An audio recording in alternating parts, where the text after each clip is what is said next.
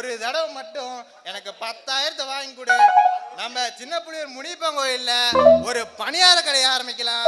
அதை அப்படியே டெவலப் பண்ணி நம்ம மாட்டாஸ்பத்திரியில ஒரு இட்லி கடை ஆரம்பிக்கலாம்.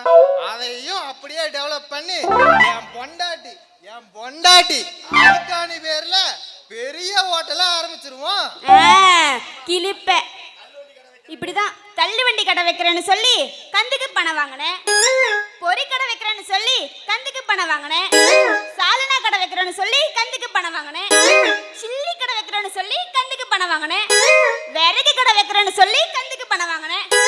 இப்போ நீ எல்லா கடையும் வச்சு தூக்கி நிறுத்திட்ட. இனிமே பணியார கடை ஒண்ணுதான் பாக்கி. ஏண்டா மானம் கெட்டவனே, அப்படிதானே? அப்படி சொல்லாதப்பல. போன மாசம் வரைக்கும் நம்ம 2 பேருக்கு 7 சனி நடந்துட்டு இருந்துச்சு. அதனால நம்மளால ஒண்ணுமே பண்ண முடியல.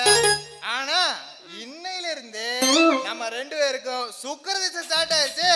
ஆனா என்ன செஞ்சாலும் சூப்பரா இருக்கும்.